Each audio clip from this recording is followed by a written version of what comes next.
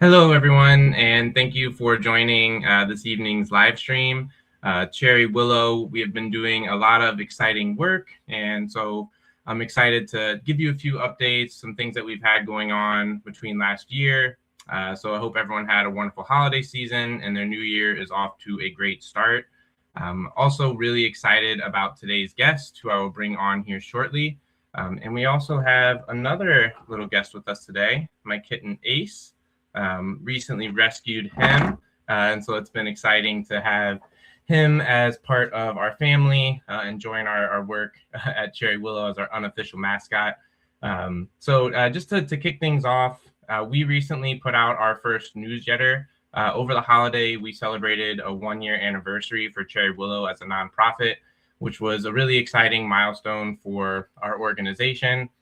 In that time, we were able to establish over 50 partnerships with nonprofits and community-aligned organizations and help over 35 of those organizations create co-branded apparel collections to give their supporters, their volunteers, their donors another way to support that organization and also a way to represent that organization out in the community and tell the story of why the work that they do is so important.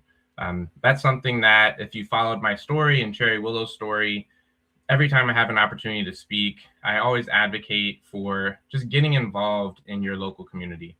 At Cherry Willow, we're focused on homelessness and being able to address some of the misconceptions that exist about the people experiencing homelessness, while also working to empower them, helping them get connected with resources like housing, food, transportation, education, and healthcare. But we're partnered with so many wonderful nonprofits, and there's over 1.5 million nonprofits in this country. And I'm sure that you can find a cause that you are excited to support. And believe me, they will definitely take your support. Even if that's just an hour of your time, if you're able to donate, $5, $10 a month, those small actions add up to a large impact, especially when we have a community of people that are doing them. And so that's just some of the work that we've been doing. One other update, I've been very involved locally here in Aurora, Illinois at a warming center. So I'm working with them on a storytelling campaign and going to be bringing you interviews with some of the staff, with some of the volunteers to help you understand why they take the time out of their day and dedicate themselves to supporting the people experiencing homelessness in our community. And then we're also going to be able to interview some of the guests that want to share their story with us. And the goal is always to humanize the people that are impacted by homelessness. And again, focus on the systemic problem that it is. Homelessness is really about a lack of affordable housing. While there are many paths that lead to homelessness, that is really the number one driver. And that is something that is outside of these people's control. 40 to 60% of people that experience homelessness are employed and work, and they're just not able to afford housing in their communities. And again, that's something that we need to affect policy change to bring about, the creation of more affordable housing. And the best way to do that is by helping the public and addressing that public perception change. Having affordable housing in your community is a benefit to your community. It lowers crime, it lowers the burden on emergency services, and there's so many upstream benefits of actually supporting people, providing them housing and a safe foundation that they can build from, and then surrounding them with services that they can take advantage of to actually, continue to stay housed and be positive contributors to their community. And that's something that, as I've worked in the nonprofit space, everyone that I've worked with has a really incredible story. And with all that said, I'm really excited to bring on today's guest. She is the co-founder of Adaptt Apparel. It is a Canadian-based organization, and I'm really excited to welcome Katharine to the stream. I have a lot of great questions for her, but Katharine, I'd love to give you an opportunity to introduce yourself to our audience, and then share a little bit about your work at Adaptt Apparel. But thank you for joining us today. Thank you so much for having me, Matt. This is an honor to be here. And yes, I am the co-founder of Adaptt Apparel. And we started about 2 years ago. And the story with Adaptt Apparel is I'm a caregiver for both my parents who have Alzheimer's and mobility challenges. And when my father was in his final stages, the nurses said to me, "Your father really needs adaptive clothing." And like most of us out there, I really had no idea what that was. So I started looking into it and realizing that there really wasn't much out there. And dignity was and always will be the forefront of our mission. So we're designing clothing that really speaks about, easy and accessible clothing, which, is clothing that still keeps dignity at the forefront. Since my father has passed, my mother now, I'm still a caregiver for her as well with Alzheimer's and mobility issues. And she wears our clothing very proudly. And so that's really how the Adaptt story began. That's really cool, and I love that it came from just a personal experience and supporting a loved one. My grandfather also had Alzheimer's, and my grandmother had dementia.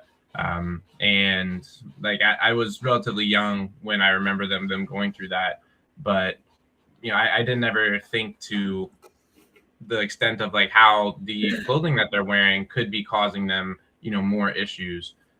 So I was curious, like in the early days, what was the problem that you were most focused on solving with the adaptive line?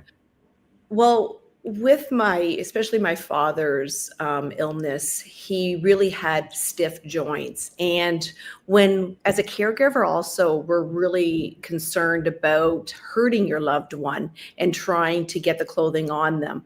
And like, I'm going to talk a lot about dignity, but, I would see other, patients in the long-term care home that were wearing adaptive clothing, but their bare back was showing. And so there was, really two things. I really wanted to have clothing that my father could wear proudly, and also that we could help him get dressed, still maintain a little bit of independence.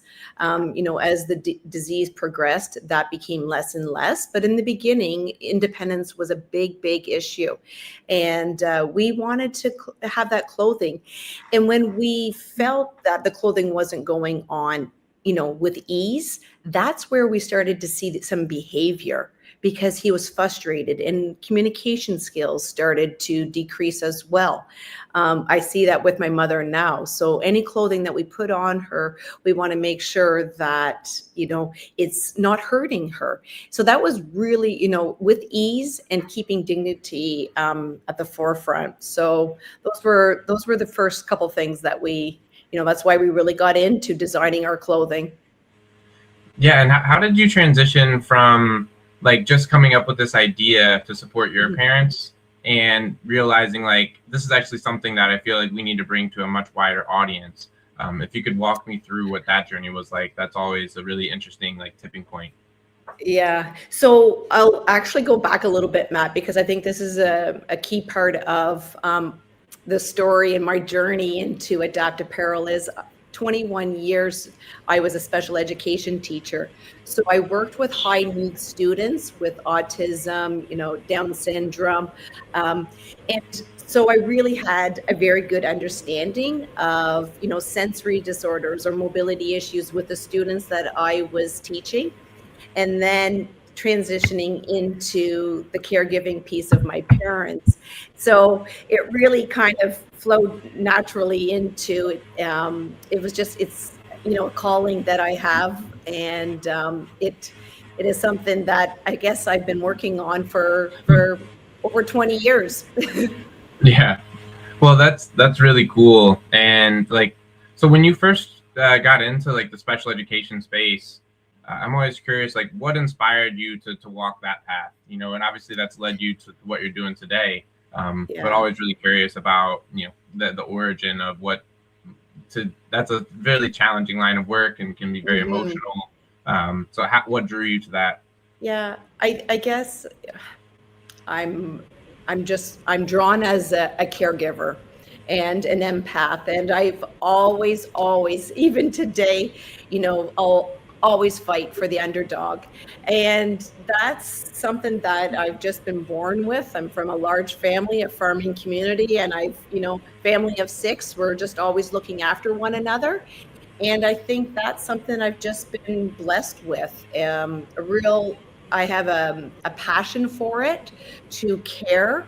Looking after the students, I always will cheer for those who it just doesn't come naturally for them.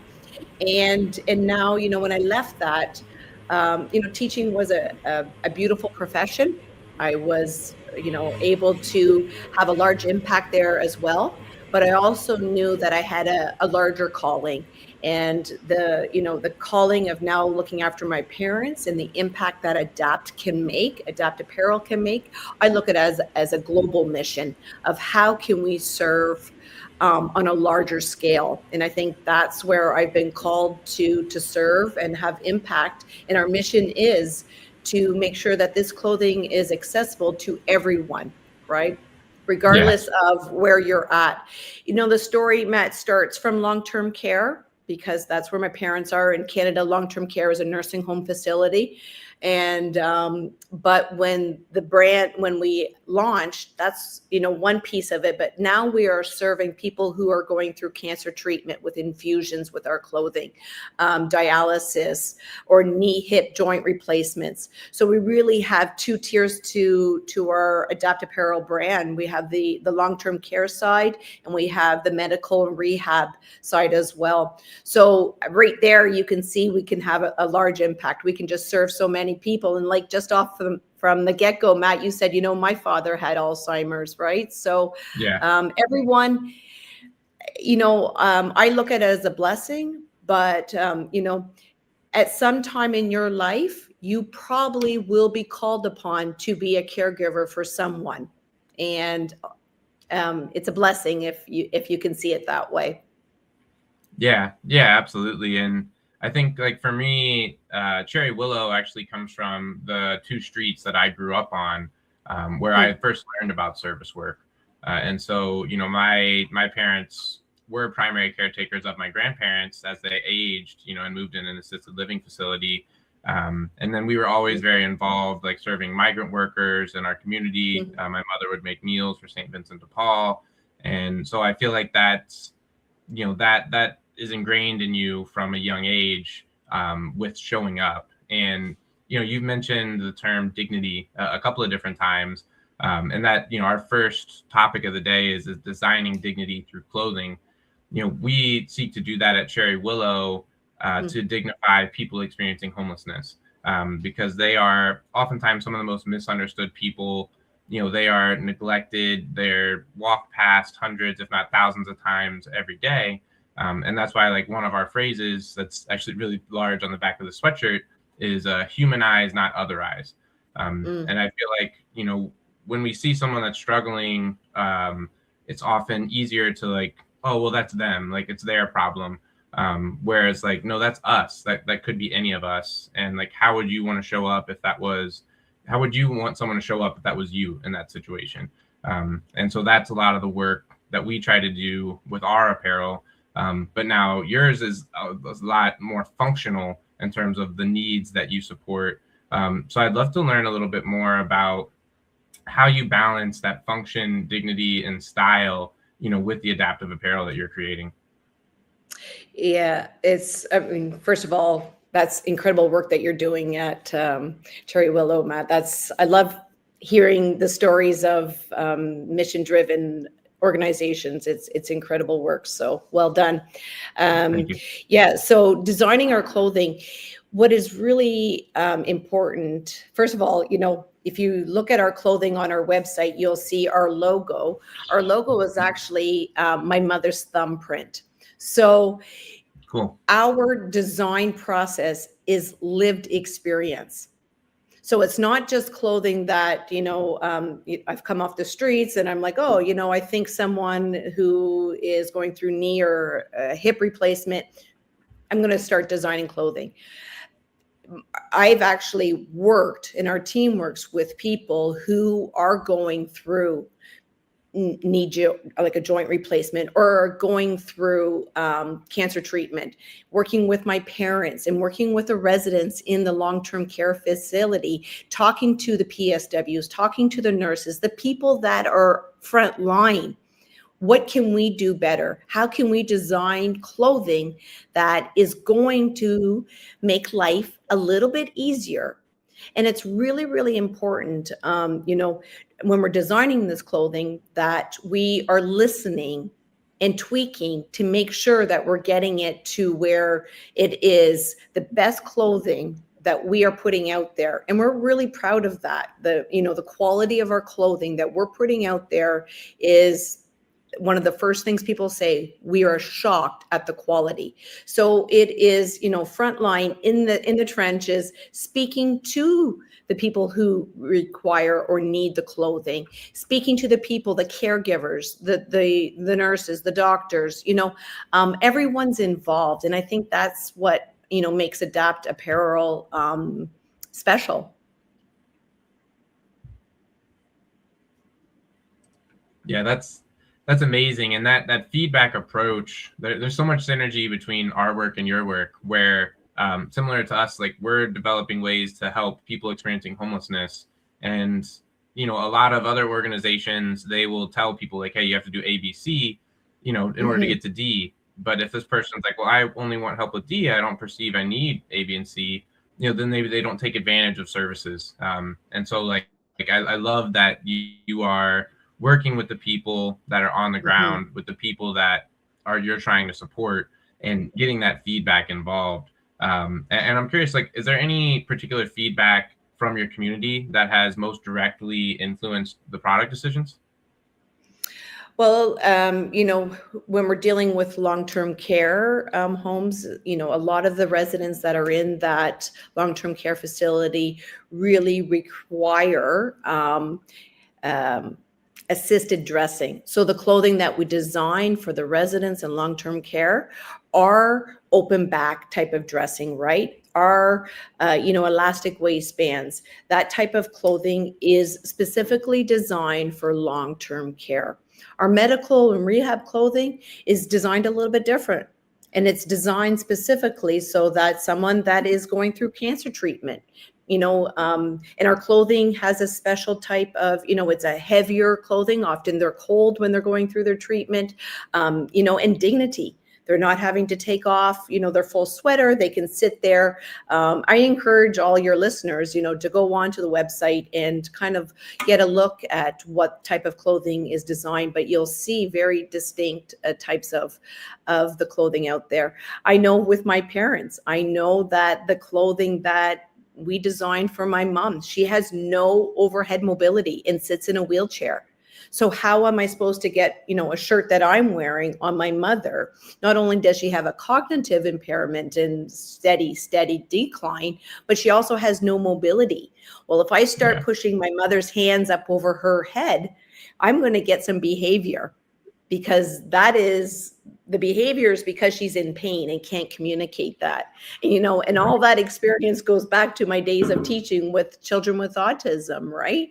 Why do I have a behavior? Well, it's because they can't communicate to me the frustration. So let's get to the root cause, and how can we do better for them?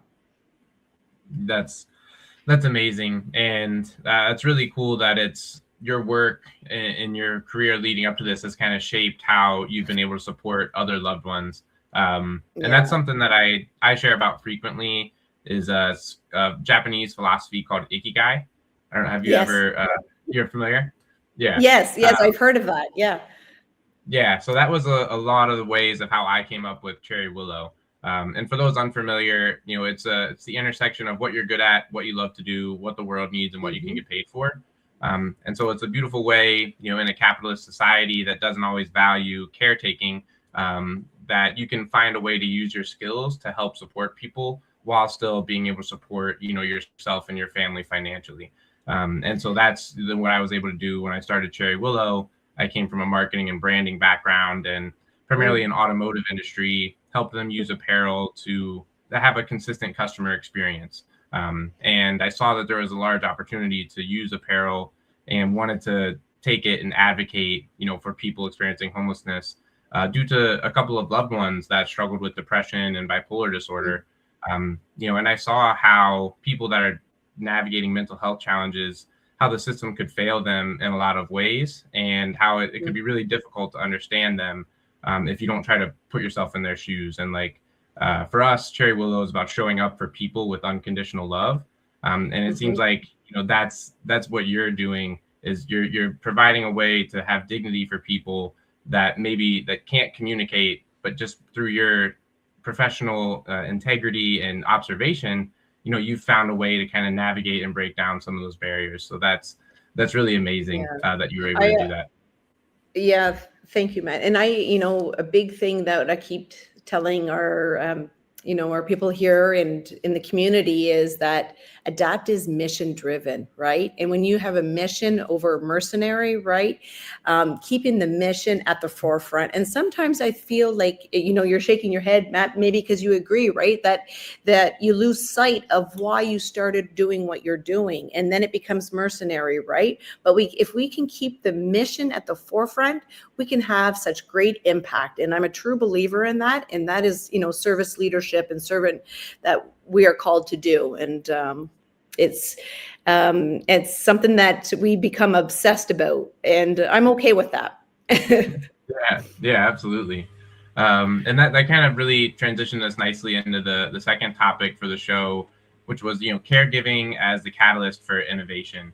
And so, obviously you've kind of shared about, being that servant leader, loving your people and wanting to help navigate and solve some of their problems. So how do you stay connected to the people, that your products are designed to serve, as they, go out there and use them? Yeah, well, one of the things I do I'm the chair of my mother's long-term care home for the Family Board of Council. So, and I keep, telling when we meet at our board meetings that we are the voice, right, for our loved ones. So caregiving is something that I feel honored to be called to do. And being a caregiver has allowed me and has given me the platform to be able to have this clothing line. And I think it goes a lot deeper than just a clothing. It's about looking after people and having that impact, and being called to care and look after one another, and be a voice. Yeah, I think that's extremely well said. And again, it kind of ties into back to our work with homelessness, where the people that are experiencing homelessness often feel that they don't have a voice. They sometimes feel invisible because they're not looked after, they're not included, and especially when it comes to policy decisions. It can be very challenging for them to even go out and vote because they are so disenfranchised from these systems that have continually failed and let them down. And so that's where my history as a caregiver, I learned a lot from my mother, and she was always caring for other people and just was very altruistic. And that's something that I was a young father, so having children at 22, I have 3 beautiful kids, and so that's a different version of a caregiver that I transitioned to at a really young age. But that inspired me in a lot of ways to live my values and be an example, for my kids of how you can go out and kind of stay central to the mission. And I love using it as a catalyst for innovation, because that's what we're trying to do is, how do we get more people that are currently sitting on the sidelines to be able to step in and actually help make an impact positively on their communities, whether it's supporting an organization like ours or learning about Adaptt Apparel. I'm sure there's people out there that are viewing this that have loved ones that are navigating similar challenges to what your Adaptt Apparel solves. And so hopefully we can, help expose them to this work, and they can add some dignity back into the lives of their loved ones, or even introduce it to, senior living homes or other communities here in the U.S. And I know, I think right before the show, you recently said that you are currently expanding a little bit to Texas. I'd love if you could share with the people a little bit about that journey and how you got connected down there. So we have a partnership with the Arthritis Foundation, and we just spent the month of December down in Texas, San Antonio, Austin, Dallas, Houston. So we serve and support anyone that is going, the challenges of arthritis. We also work very closely with the orthopedic surgeons. Anyone with arthritis often develops knee joint pain. So we have a very wonderful working relationship. We have some other exciting stuff going on right now that will expand our impact throughout the US, and that is very, very exciting. My husband is also part of our company. He actually lives and works in Texas. So Oh, I cool. live, yeah, we've got, when people ask, are you all in? We're all in. And this is something that is very much a family now. Even our 19-year-old daughter, and I'm going to swing back to that because I think you mentioned something important, Matt. But yeah, so we're down in Texas. We're just expanding down there. We've got some really great, exciting things happening.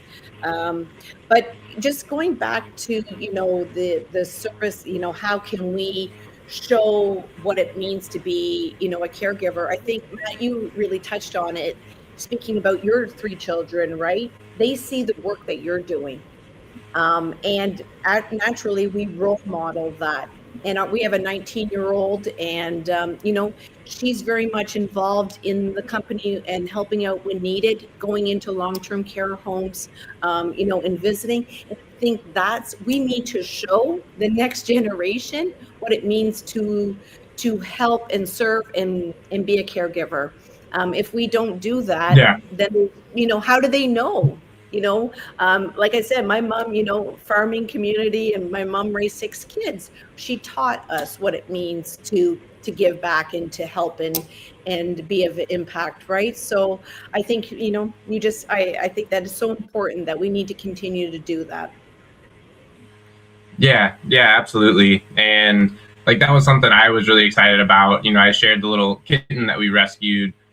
Yeah. It was my daughters really wanted to get a kitten, and I was like, okay, well, you have to understand the responsibilities that come along with it. And Hmm. my 9-year-old Madeline has just been incredible.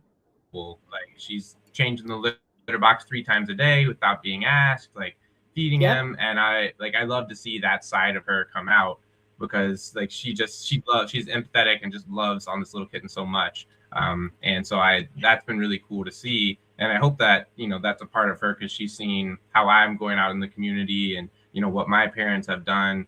But that generational thing is really important. And then also like just with people that are seniors, there's a lot of loneliness that can happen, right? Like I'm sure if you're struggling to communicate, and now even in shelters, we're seeing a lot of people that, their Social Security and Medicaid isn't covering the cost of rent. And oftentimes, these shelters are 65 plus year olds that are having to live in them, where, they're having to go back to work and just in order to support themselves. And, if they don't have the younger generation that caretaker, like I think that's one of the things. I don't know about Canadian culture, but American culture is not always the best at revering our elders.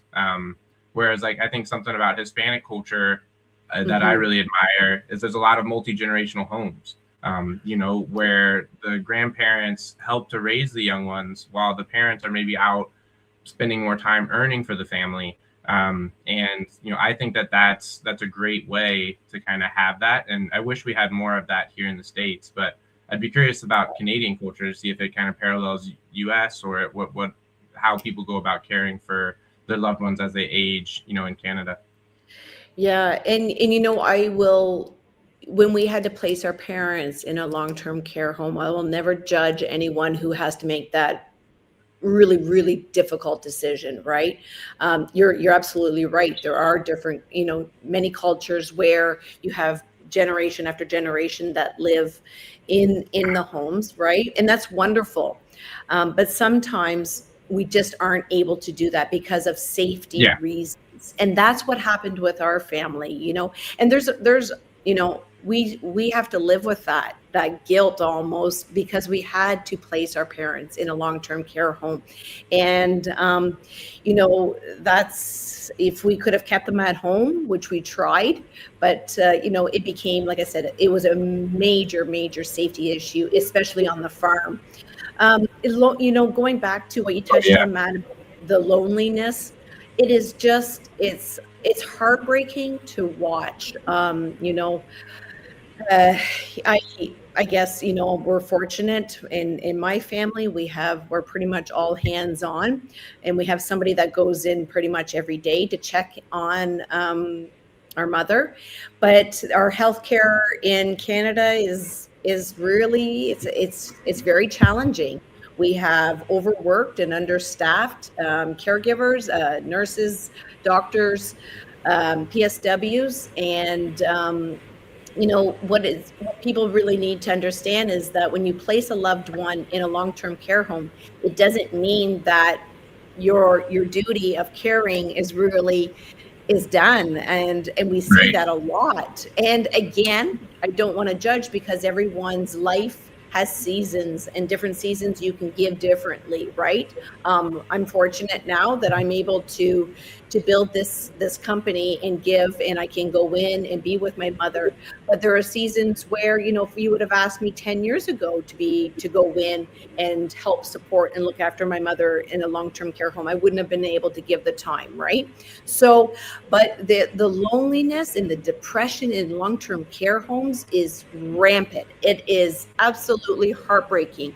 And when I go in, I'm blessed that I pretty much know all the residents that are on my mom's in my mom's home, and it becomes a family, right?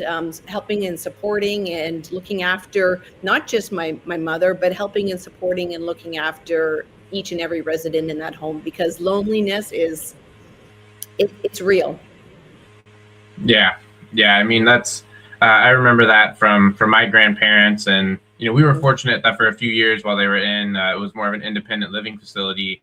That we could go, and I still remember playing cards with my grandma and like watching ESPN Classic with my grandfather while he had the heat turned up to 85 and was still wearing long johns and a sweater vest. Yep. But those are memories that I look back on fondly, and it's really cool to have been able to see them. And that's something that for my kids, like I'm really excited about, because since having kids so young, like my parents have been able to play more of an active role in my kids' lives, which is really cool. And so, hopefully as they continue to age, because my mother's been battling cancer for the last 19 years. Wow. So it's like we've always been able to like just appreciate all the time that we have with her. And you wouldn't know it. Like she's still out giving out to others. She's still out involved in the service work. And so it's just really cool. And I think there's so much that we can learn from our elders, and just by showing up and like listening, they have incredible stories, and just so much wisdom to give back. Absolutely. And I think one of the things that a lot of people struggle with, especially, when I speak of our 19-year-old, is when your loved one loses the words to communicate. Well, what do you go in there and speak to them about, right? It becomes a challenge. And I speak about this on my social media feeds, that, let your loved one know that they're loved just by a touch of a hand. Music is wonderful, very calming, very soothing, and memories. So pictures are a wonderful tool to calm and relax. So we encourage, to go in there with activities that can be helpful when you're visiting someone who can't communicate. And that just doesn't go for someone with, Alzheimer's or dementia. That's, it could be a traumatic brain injury, or could be someone who's nonverbal, right? So there's so many spectrums of people, but because they can't communicate, or they may not remember that you have been there to visit, don't keep that from you going in there. We live in the moment. Be with them in that time, right? And cherish those times that you can still learn so much. Yeah, I mean, presence is just very important, and being able to share your energy And like, because you can still laugh, and they while they may Yes, not be able to understand context or a different, like, they can feel that still. And so yeah, showing up, absolutely. being present, Yeah. that's something that's really important. Yeah, and And so I it doesn't have to be a long visit either, right? I always yeah. say it doesn't have to be hours, and go, when they've had a good meal and they're not tired, so fresh during, at the beginning of the day always works better. So, yeah. Yeah. And so I'd love to kind of transition into our last topic of the day here, which is, building a purpose-driven brand that creates impact. Whenever I have an opportunity to speak to a founder, I know how challenging it has been to get Cherry Willow, off the ground and build something from the Mhm, ground up. So I was curious, like, what's been the hardest part of turning mhm. your mission-driven idea into a sustainable business? I think the most challenging part, Matt, is adaptive clothing. Like 95% of the people, when you say that, really don't have a really good understanding of what that is. So the educational piece has probably been the greatest challenge. Um, just really educating our community on what Adapt is all about. So sometimes you have to slow down to go faster. And we realized that when we first launched, we came out really, really hard, but we have to build a really good foundation and brand awareness of who we are. And I think in the last, 8 months, we've really done a great job of that, of educating our community on adaptive clothing and what that is. That would probably be there's so many challenges out there as a new brand and new company, but that's the educational piece. We're not, coming out with new eyeglasses, or we're not coming out with the new just regular clothing, standard clothing. This is specific clothing for mobility.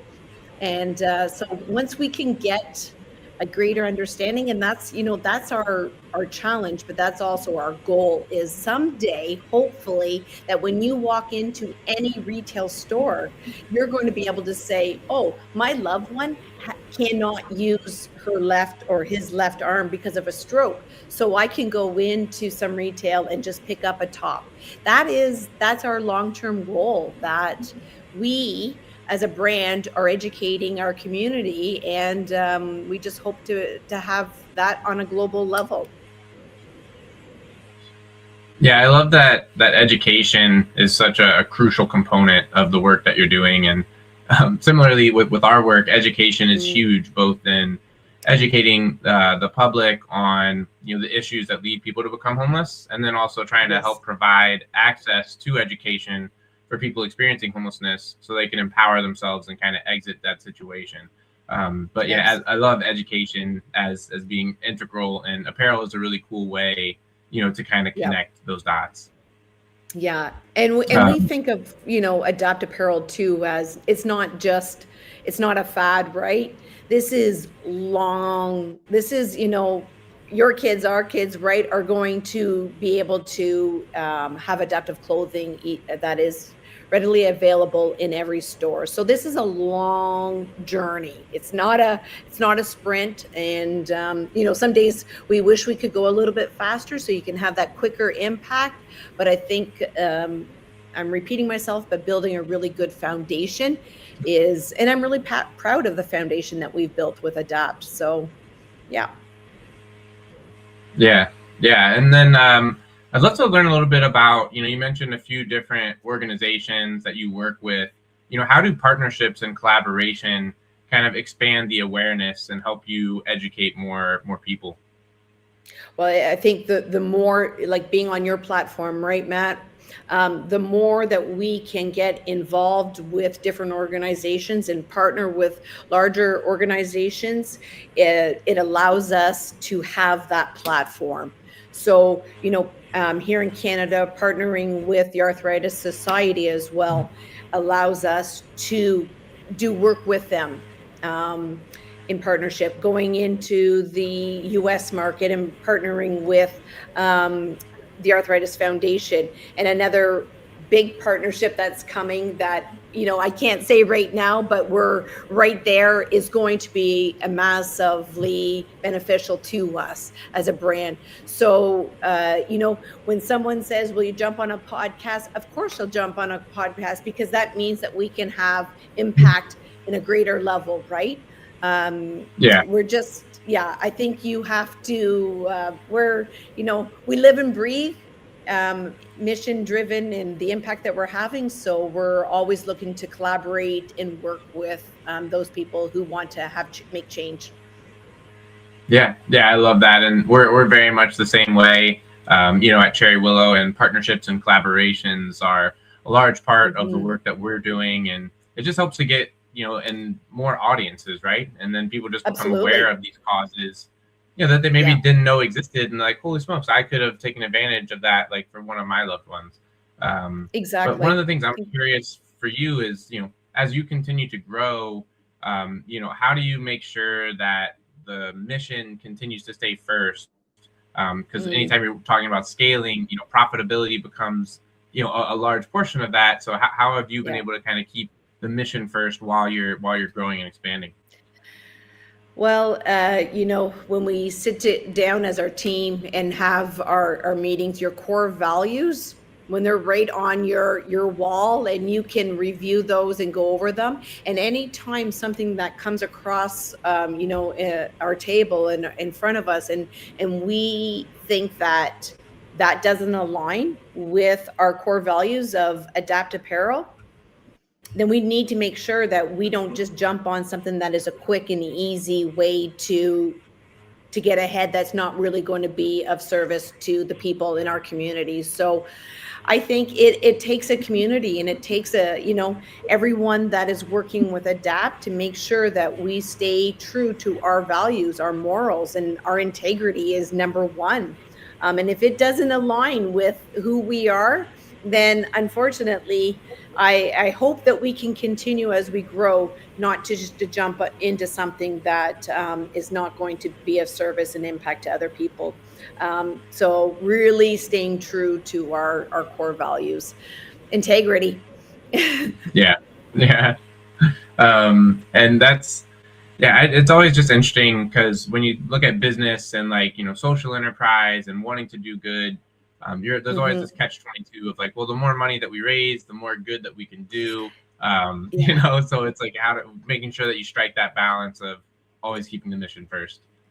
Always. Yeah. I love mission over mercenary, right? It's, but it is hard, because you're right. The more, capital that you have, then the greater impact and of service you can be. So it's that's, I guess, Matt, that really ties in, or I should say, the people that are in your circle that are, you're building this brand with, making sure that the 5 people that are sitting around your table have the same morals and ethics and integrity that align with your brand. And if they don't, then, I think then it's easy to be persuaded to go down a road that you're not going to be proud of. So keeping your circle tight, and the people that are going to help you make those decisions to have impact are the right people. Yeah, the culture is really important, and making sure that everyone is aligned, and that's been extremely important for myself as we built out our team at Cherry Willow Apparel, to make sure that everyone's here, with the mission first in mind. And obviously we're all working towards, being able to support ourselves and our families and be able to continue to grow and make more of an impact. But, at the end of the day, we're trying to inspire more people to get involved and support the millions of people that need help across the country and across the world. Right. And so I'd love, you kind of shared a little bit about the vision for Adaptt Apparel, getting in and being able to go to any retailer and have the adaptive wear. So for somebody that's watching this, is there anyone that would be a valuable connection, or, someone that they could introduce you to, maybe in the retail space, or how could they get involved if they want to help, bring Adaptt to their community? Well, like I said, we're always open and to every conversation. I think you're one conversation away from changing the trajectory of your life, your loved one's life, the people in your community, right? So, if there's anyone that's listening to this, please reach out. You can find us on social media at Adaptt Apparel, Instagram, Facebook, LinkedIn. Send us a quick email. But yeah, the goal and the vision. If I look at long-term care, if I had the perfect scenario, and if we could, I would love for every resident to have access to easy and accessible clothing. And maybe that means that upon intake, that they are gifted with an adaptive suit of some sort, or some piece of clothing that would make their welcome visit into their new home, because it is their home that they're transitioning into. How wonderful would that be, right? Yeah. That's a beautiful vision that I have. If someone that is going to have a cancer treatment, maybe that's the doctors that they're working with, or that is something that they would have the opportunity to have access to through some, because not everyone can afford it. So is there funding that's available? And then on a just keep growing in the retail space, that the education piece, where it's not, when you mention the word adaptive clothing, it's not, oh, let me Google that. It's like, I know what that is. I know where I can get it. So retail is once we get the educational piece down, then when you walk through the stores and you see adaptive clothing, you're going to know what it is. Yeah, that's really amazing. And we actually have one of our partners, Tactus Music, that is in a similar adaptive clothing space, but they've created wearable technology that allows deaf people to experience music.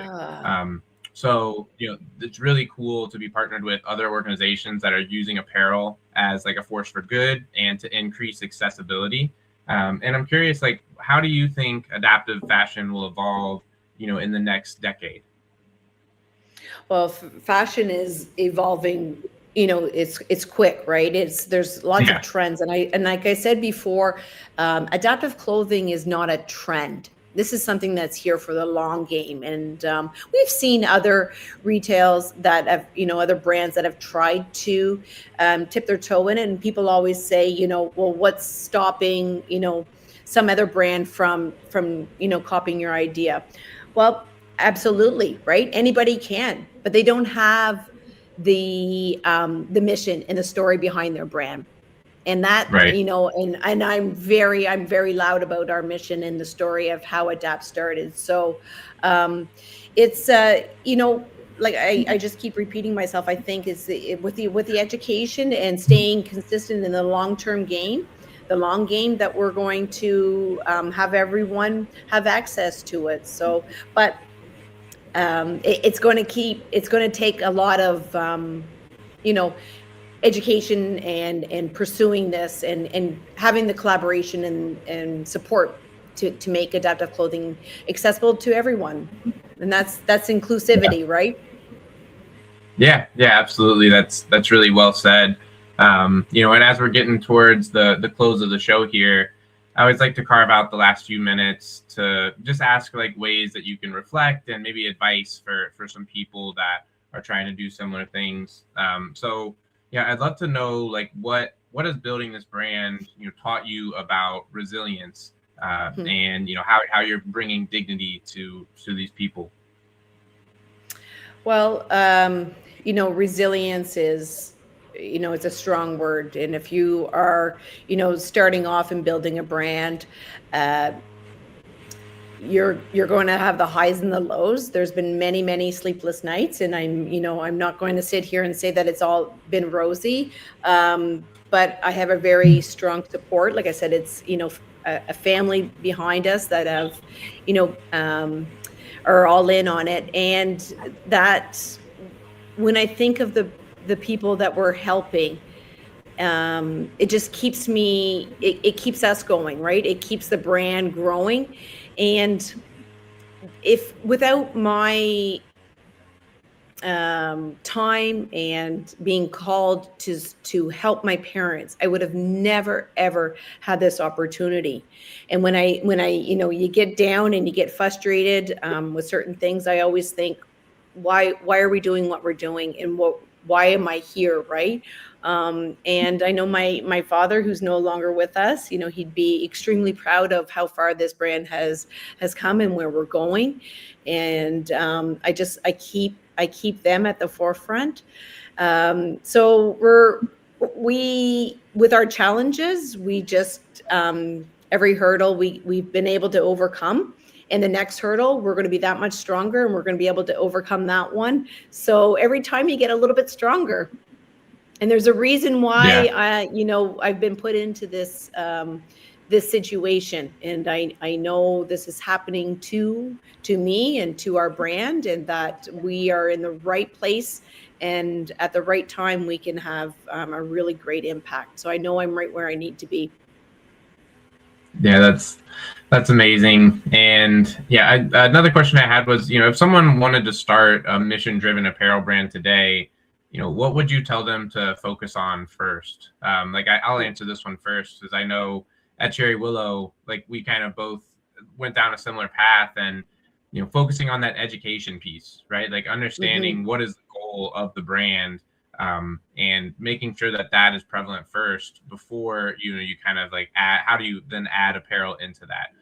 So for us, that was central. Our message was around homelessness and the misperceptions, and there was a lot of different ways that we can educate, and then how do we incorporate that education into our apparel, so that we can have the most impact as a brand.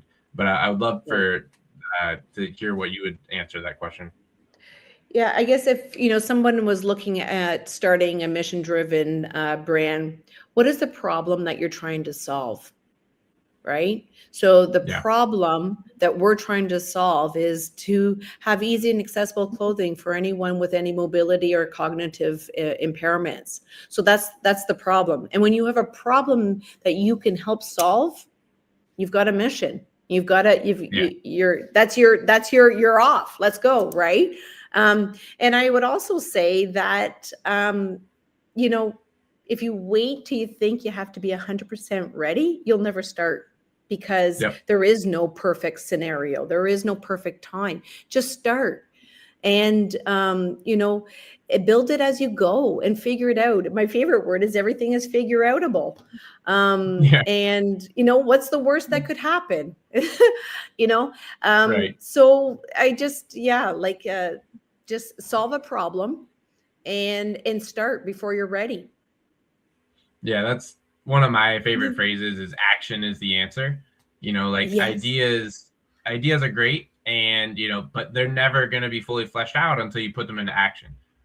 Because you may have this greatest idea, you may think you're solving this huge problem and this need, and then you approach the people that you're trying to help, and actually XYZ would be more helpful. And if you already put all this time, you can attach your ego to it, and then it can make it harder to change, to actually solve the need of the people that you set out to do.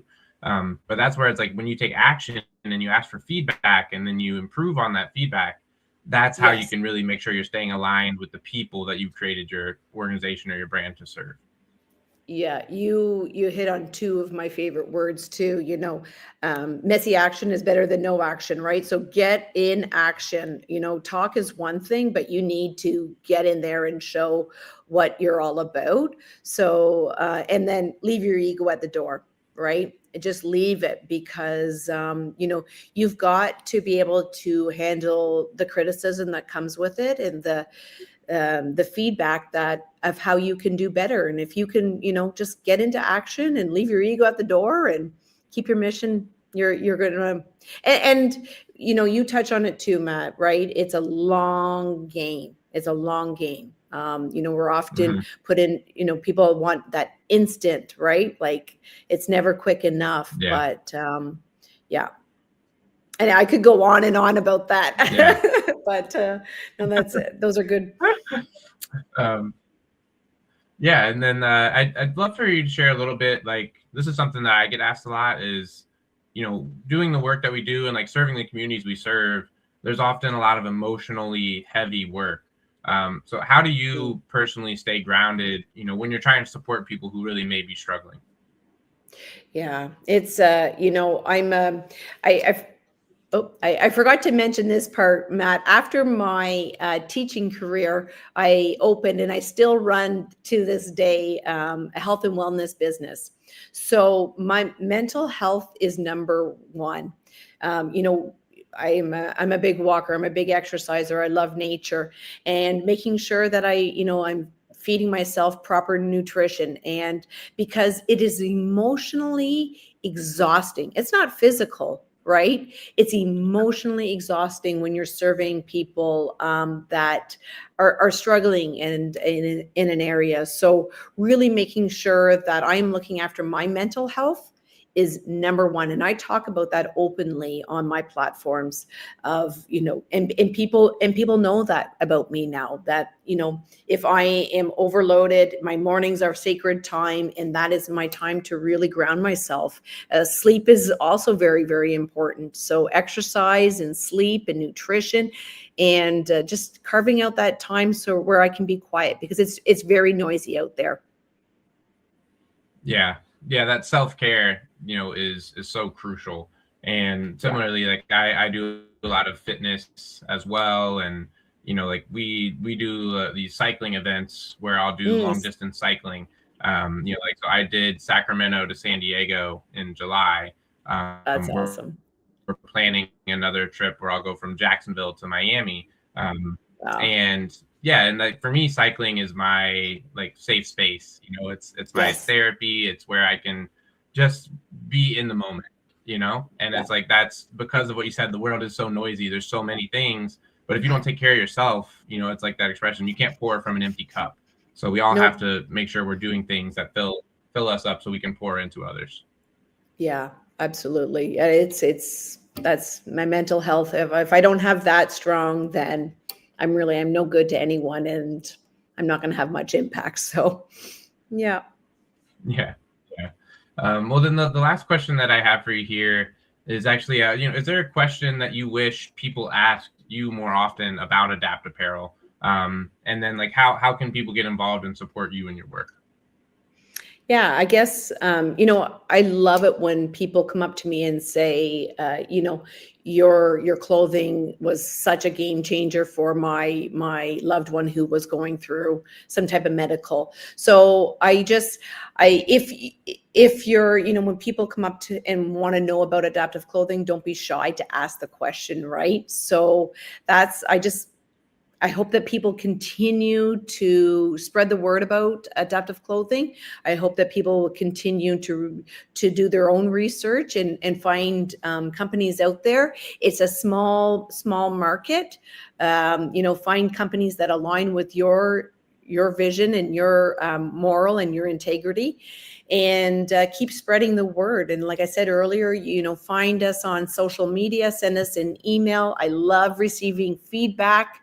Yeah, that's just keep spreading and sharing it with those who, either yourself or someone that could use our clothing. Amazing. Well, thank you so much for joining us, Catherine. It was a pleasure to meet you and to learn about the incredible work that you're doing. And I hope that there will be continued opportunities for us to collaborate together in the future. Mm. Absolutely. I want to thank you, Matt, and Cherry Willow. What the incredible work that you're doing is just, it's amazing when we talked about collaboration earlier on, right? What we can learn Yeah. from one another. So I learned so much about the good work that you're doing. And I know you asked some wonderful questions. So I hope, like you said, we'll be able to work together in the future.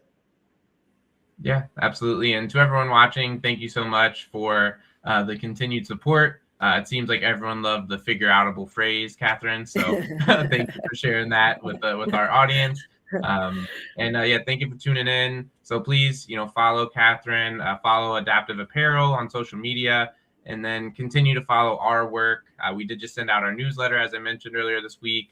So that'll be a way that you can stay in touch with us. And then we're also very active across all of our different social media platforms.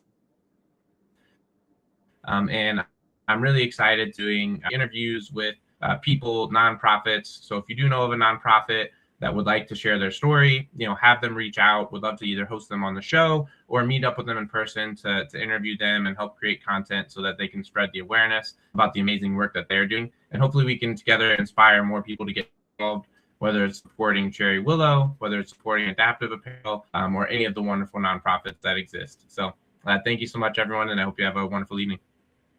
Thanks, Matt.